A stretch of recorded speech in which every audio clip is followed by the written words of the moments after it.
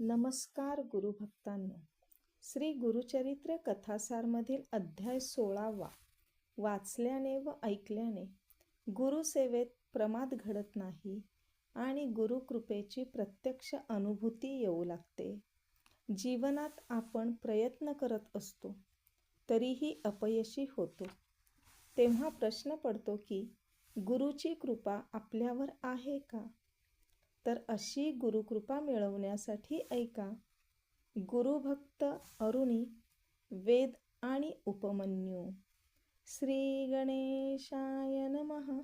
नामधारकाने सिद्धाला विचारले, महाराज, सर्व शिष्य यात्रेला गेल्यावर वैजनाथ येथे श्री गुरु नृसिंह सरस्वती स्वामींबरोबर कोण राहिले? पुढे काय घडले? सिद्ध म्हणाला, नामधारका, वैजनाथ क्षेत्री अंबा भवानी नामक एक मनोहर स्थान आहे. तेथे श्रीगुरूंनी वर्षभर वास्तव्य केले. त्यावेळी मी स्वतः त्यांच्या सेवेसाठी राहिलो होतो. एके दिवशी एक ब्राह्मण साधक श्रीगुरूंकडे आला व त्यांना वंदन करून म्हणाला, स्वामी, मी अज्ञानी आहे. माझा उद्धार करा. मी बरीच तपश्चर्या केली आहे, पण अजूनही मला आत्मज्ञान झालेले नाही. ज्ञाना वाचून तपश्चर्या म्हणजे वृथा सायास. म्हणून माझे चित्त बेचैन असते, मन शांतच होत नाही. मी काय करू? मला मार्गदर्शन करा. श्रीगुरु त्याला म्हणाले, तू स्वतःला तापसी मुनी म्हणवितोस, त्या अर्थी तुला कोणीतरी गुरु असलाच पाहिजे. ते ऐकून ब्राह्मणास रडू आले. तो म्हणाला, स्वामी, मला गुरु आहेत, पण ते अतिशय निष्ठुर आहेत. ते माझ्यावर संतापतात. मला वाटेल ते टाकून बोलतात. मी करू नये अशी कामे मला करायला सांगतात. मला त्यांनी ज्ञान दिले नाही, पण कष्टवून मात्र घेतले. त्यांनी मला खूपच त्रास दिला. तेव्हा मात्र मी रागावलो. त्यांचा त्याग करून मी होणाऱ्या जाचातून स्वतःची सुटका करून घेतली. तेव्हा श्रीगुरु म्हणाले, अरे ब्राह्मणा, हे तू काय केलेस? गुरुचा त्याग म्हणजे आत्मघात. तुझ्यासारखी माणसे म्हणजे गुरुनिष्ठ सेवकांना अपशकुनच. तू आपले गुण अवगुण पाहत नाहीस आणि गुरूंचे दोष मात्र मोठ्याने ओरडून सांगतोस.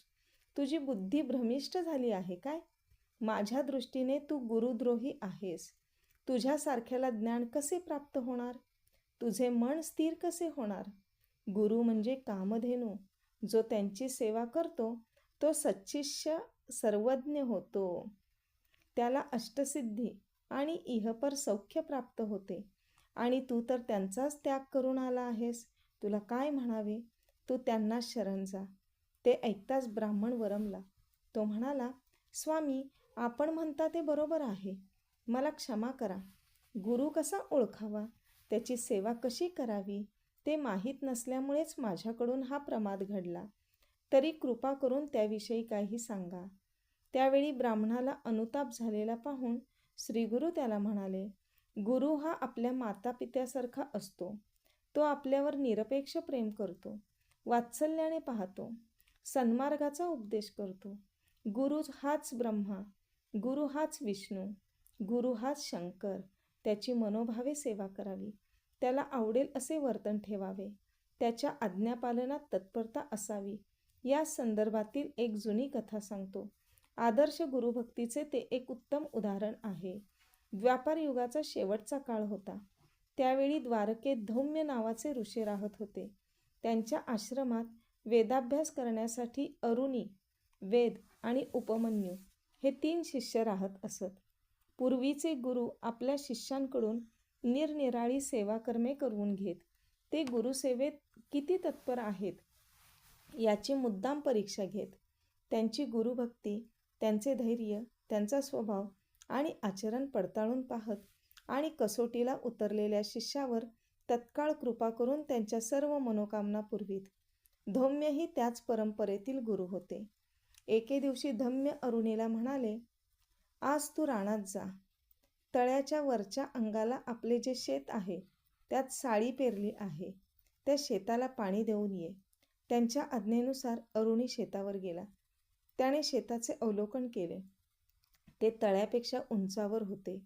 जवळच एक कालवा वाहत होता. त्याचा प्रवाह अतिवेगाने तळ्यात जाऊन पडत होता. एवढ्या मोठ्या शेताला पाणी द्यायचे तर कालव्याचा प्रवाह बंधाऱ्याने अडवणे आवश्यक होते. बंधाऱ्याने पाण्याची पातळी वाढून त्या कालव्याचे पाणी शेतामध्ये सहज जाणार होते. अरुणीने योग्य जागा निवडली आणि लहान मोठ्या शेळा आणून प्रवाहामध्ये बंधारा घालण्याचा प्रयत्न करू लागला. पण पाण्याच्या वेगापुढे बंधारा टिकेना. त्याने टाकलेले सर्व दगडधोंडे वाहून गेले. काही केल्या प्रयत्न सफल होईना. अरुणीला खूप वाईट वाटले. शेवटी प्राण गेले तरी चालतील, पण शेताला पाणी द्यायचेच असा दृढनिश्चय करून तो बंधाऱ्याचा जो भाग प्रवाहापुढे टिकत नव्हता तेथे स्वतःच आडवा झोपला. या प्रयत्नाला यश आले. प्रवाह अडला. पाण्याची पातळी वाढून ते धोम्यांच्या शेतात पसरू लागले. सायंकाळ झाली तरी अरुणी तसाच झोपून होता. रात्र झाली तरी तो परतला नाही. तेव्हा मात्र धोम्यांना चिंता वाटू लागली. मशालींच्या उजेडात ते अन्य शिष्यांसह शेतावर गेले. त्या शेताला भरपूर पाणी मिळालेले आहे हे पाहून त्यांना मोठे समाधान वाटले. पण अरुणी कोठेही दिसेना. ते त्याला हाका मारू लागले. तेव्हा अरुणी त्यांच्या देखत प्रवाहातून बाहेर आला. तो थंडीने पुरता गारठून गेला होता. दातावर दात आपटत होते. त्याच्या सर्वांगावर शहारे उभे राहिले होते, पण मुखावर कर्तव्यपूर्तीचे समाधान विलसत होते. धौम्यांनी विचारले, अरुणी, तू यावेळी पाण्यामध्ये काय करत होतास? अरुणीने त्यांना सर्व प्रकार सांगितला. तेव्हा त्याची गुरुभक्ती पाहून त्यांचे अंतःकरण भरून आले. बाळ, तू धन्य आहेस, असे म्हणून त्यांनी त्याला वात्सल्याने जवळ घेतले. आपला वरदहस्त त्याच्या मस्तकी ठेवला आणि म्हणाले, तुला सर्व विद्या अवगत होतील. त्यांच्या आशीर्वादाने अरुणी तत्काळ महाज्ञानी झाला. धौम्यांनी त्याला आश्रमात नेले. त्याला स्वहस्ते स्नान घातले, जेवू खाऊ घातले. दुसऱ्या दिवशी ते त्याला म्हणाले, अरुणी, तुझा विद्याभ्यास पूर्ण झाला आहे. सेवेच्या रूपाने तू गुरुदक्षिणाही दिली आहेस. आता घरी जा. विवाह करून सुखाने संसार कर. त्यांचा निरोप घेऊन अरुणी स्वगृही परतला. अरुणी निघून गेल्यावर धौम्य ऋषींनी आपल्या दुसऱ्या शिष्याची वेदाची परीक्षा पाहायचे ठरविले. वेद त्यांची सर्व प्रकारे सेवा करायचा. एके दिवशी धौम्य त्याला म्हणाले, तू आता शेतावरच राहा. पिकाची नीट राखण कर. गुरु आज्ञेने वेद रानात राहून साळीच्या पिकाची अहोरात्र देखभाल करू लागला. पीक तयार झाल्यावर कापणी व झोडपणी करून त्याने खळ्यामध्ये धान्याची रास तयार केली. दिवसभराचे काम संपून तो रात्रीच्या वेळी गुरूंच्या आश्रमात आला व म्हणाला, पीक हाती आले आहे. आता काय करू? धौम्यांनी त्याला रेडा जुंपलेला एक गाडा दिला व म्हणाले, आता धान्य घेऊन ये. वेद पुन्हा शेतावर गेला. गाड्यात 2 खंडी साळी भरली आणि माघारी वळला. पण रेड्याला गाडा ओढवेना. काय करावे? वेदाला प्रश्न पडला. मग त्यानेही जोखडात मान अडकवली आणि रेड्यासह तोही गाडा ओढू लागला. गाडा ओढताना त्याला खूप त्रास होत होता, पण त्याला त्याची पर्वा नव्हती. मार्गाने चालताना रेडा चिखलात रुतला. काही केल्या तो बाहेर येईना. शेवटी वेदाने रेड्याला सोडले. शर्थीचे प्रयत्न करून गाडा बाहेर काढला. रेड्याच्या गळ्यातील फास स्वतःच्या गळ्याभोवती बांधला आणि खांद्याचा आधार देऊन गाडा ओढू लागला. तो गाडा एवढा जड होता की ओढताना दोर आवळला जाऊन त्याच्या गळ्याला अक्षरशः फास बसला. प्राण कासावीस झाले, पण तो डगमगला नाही. गाडा हाकीत तो कसबसा गुरु आश्रमी पोहोचला. त्यावेळी त्याची अवस्था पाहून धौम्यांना अपार करुणा आली. त्यांनी धावत जाऊन त्याला सोडविले. स्वहस्ते त्याचा घाम पुसला व त्याला आलिंगन देऊन म्हणाले, बाळ, तुझी गुरुभक्ती पाहून मी प्रसन्न झालो आहे. तू वेदशास्त्र संपन्न होशील. त्या अमोघ वरदानाने वेद क्षणार्धात ज्ञानी झाला.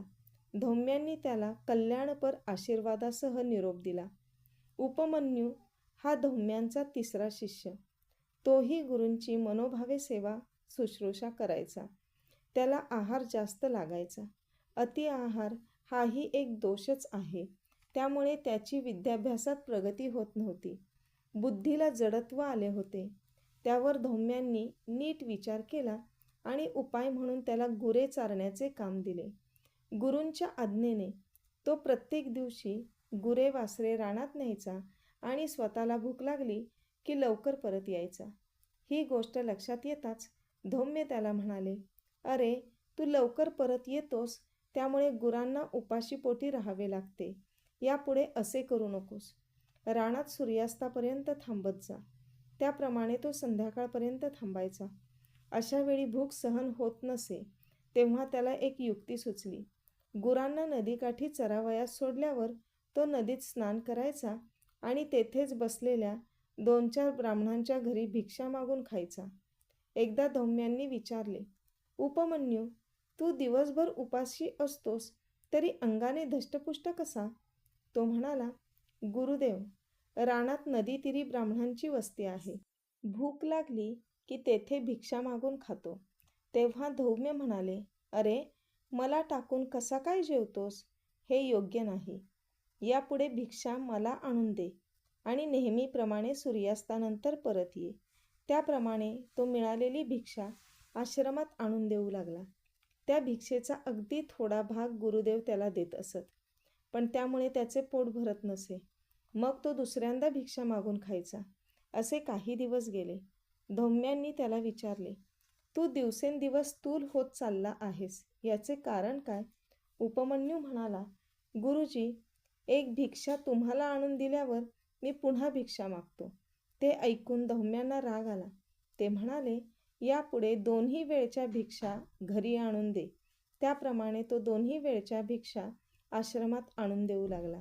भूक भागविण्यासाठी मार्ग काढायचा, श्रीगुरूंनी विचारलेल्या प्रश्नांची खरी उत्तरं द्यायची आणि त्यांच्या आज्ञेचे कधीही उल्लंघन करायचे नाही, असा होता त्याचा भोळेपणा आणि प्रामाणिक स्वभाव. आता 2 वेळची भिक्षा गुरूंना दिल्यावर उपमन्यूपुढे काही पर्यायच उरला नाही. तेव्हा वासरे गायींचे दूध पिताना आचळातून जो अतिरिक्त पाना वाहायचा ते दूध तो ओंजळीने प्राशन करू लागला. त्यामुळे तो अधिकच धष्टपुष्ट झाला. ही गोष्ट गुरूंना कळताच ते म्हणाले, "अरे, उष्टी खाऊ नये, त्याने दोष लागतो. बुद्धी भ्रष्ट होते. यापुढे असे करू नकोस." तेही त्याने ऐकले. मग त्याची खरोखरच उपासमार होऊ लागली. त्याचा जीव भुकेने कासावीस व्हायचा. सायंकाळी आश्रमात परतल्यावर त्याच्या अंगात जराही त्राण नसायचे.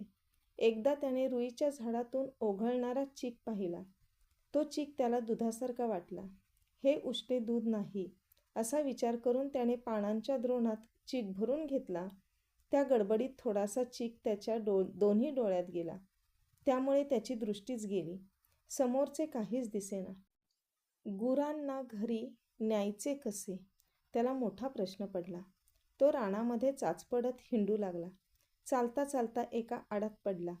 त्यातून बाहेर येणे शक्यच नव्हते. भुकेने घात केला. आता गुरे वासरे भटकतील, हरवतील. गुरूंनी विचारले तर काय उत्तर द्यायचे, अशा प्रकारे चिंतामग्न होऊन तो रडू लागला. सूर्यास्त झाला. काळोख पसरू लागला तरी उपमन्यू परतला नाही. धौम्य ऋषींना त्याची काळजी वाटू लागली. ते त्याला शोधण्यासाठी रानात गेले. तेथे त्यांची गाई वासरे एकत्र उभी असलेली दिसली, पण शिष्याचा कोठेही पत्ता नव्हता. ते त्याला हाका मारू लागले. त्यांची हाक ऐकताच उपमन्यूला हायसे वाटले. त्याने प्रतिसाद देताच धौम्य ऋषी त्याच्यापाशी गेले. "तू आडात कसा पडलास?" असे त्यांनी विचारले असता उपमन्यूने जे घडले ते सांगितले. तेव्हा धौम्यांनी त्याला अश्विनी कुमारांचे स्मरण करण्यास सांगितले. त्याप्रमाणे त्याने रडत रडत अश्विनी कुमारांचा धावा केला. त्यामुळे ते प्रसन्न झाले. त्यांच्या कृपेने उपमन्यूला पुन्हा दृष्टी आली.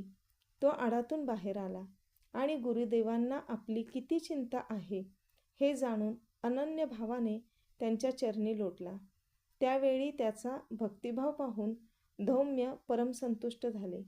त्यांनी त्याला पोटाशी धरले आणि आपला वरदहस्त त्याच्या मस्तकी ठेवला. त्यांच्या कृपाप्रसादाने उपमन्यूला सर्व वेदशास्त्रे क्षणार्धात अवगत झाली. धौम्यांनी त्याला घरी जाण्याची आज्ञा दिली. निरोप देताना ते म्हणाले, "उपमन्यू, तू विवाह करून सुखाने प्रपंच कर. तुझी खूप कीर्ती होईल. तुझे अनेक शिष्य होतील. उत्तंक हा तुझा शिष्य शेषाला जिंकून त्याची कुंडले तुला गुरुदक्षिणा म्हणून देईल. जन्मेजय राजाला सर्पसत्र करावयास सांगून तक्षकाला इंद्रासहित शरण आणील. त्या आशीर्वादाने उपमन्यू धन्य झाला. धौम्य शिष्यांच्या कथा सांगून श्री गुरु त्या तापसी ब्राह्मणाला म्हणाले, एकनिष्ठ गुरुभक्तांच्या निस्सीम गुरुसेवेची अशी कितीतरी आदर्श उदाहरणे आहेत. गुरुकृपेचे सामर्थ्य फार मोठे आहे. विनम्र भाव आणि पराकोटीची श्रद्धा असणाऱ्यांना गुरुकृपेची लवकर प्रचिती येते. अशा गुरुदेवांची निंदा करणे यासारखे महापाप नाही. तो दुरात्मा शेवटी नरकातच पडणार. म्हणून माझे तुला एवढेच सांगणे आहे की तू आपल्या गुरुकडे परत जा. तेच तुला तारून नेतील. त्यांच्या प्रसन्नतेने तुला सर्व विद्या आत्मसात होतील. ते ऐकताच तो ब्राह्मण पश्चातापाने ओक्साबोक्शी रडू लागला. मी श्रीगुरूंचा मोठा अपराधी आहे. आता गुरुचरणी प्राणत्याग करूनच प्रायश्चित्त घेतो, असे म्हणू लागला. तेव्हा त्याची मनोवस्था जाणून श्रीगुरूंनी त्याचे सांत्वन केले. ते म्हणाले, आता चिंता करू नकोस. तुला कृतकर्माचा पश्चाताप झाला यातच सर्व आले. त्या योगे तुझे सर्व पाप व दोष जळून गेले आहेत. ब्राह्मणाने श्रीगुरूंचे पाय धरले व म्हणाला, गुरुदेव, आपण माझे डोळे उघडलेत. मला बुडत असताना वाचविलेत. आपले उपकार मी कधीच विसरू शकत नाही. त्याने श्रीगुरूंची अपार स्तुती केली. मला तारा, माझा उद्धार करा, अशी करुणा भाकली. तेव्हा त्याच्या अंतकरणातील भाव जाणलेल्या श्रीगुरूंनी आपला वरदहस्त त्याच्या मस्तकी ठेवला. त्याच्यावर कृपादृष्टी टाकून त्याला सज्ञान केले. गुरुकृपेने त्या ब्राह्मणाला वेदशास्त्रे व मंत्रशास्त्रे अवगत झाली. तो धन्य झाला. आज त्याचा आनंद गगनात मावत नव्हता. श्रीगुरूंच्या आज्ञेने तो आपल्या गुरुपाशी गेला. त्यांची क्षमा मागितली आणि निर्मळ भावाने त्यांची सेवा करू लागला. सिद्ध पुढे म्हणाला, नामधारका, त्यानंतर श्रीगुरूंनी कृष्णा नदीच्या पश्चिम तीरावर वसलेल्या भिलवडी ग्रामी वास्तव्य केले. तेथे त्यांची खूप कीर्ती झाली. ती कथा पुढे सांगतो. आपल्याला अध्याय आवडला आहे तर व्हिडिओला लाईक करा व चॅनलला सबस्क्राईब करा आणि ऐका पुढील अध्याय. दत्तगुरूंच्या कृपेने तुमच्या सर्व मनोकामना पूर्ण होत. श्री गुरुदेव दत्त.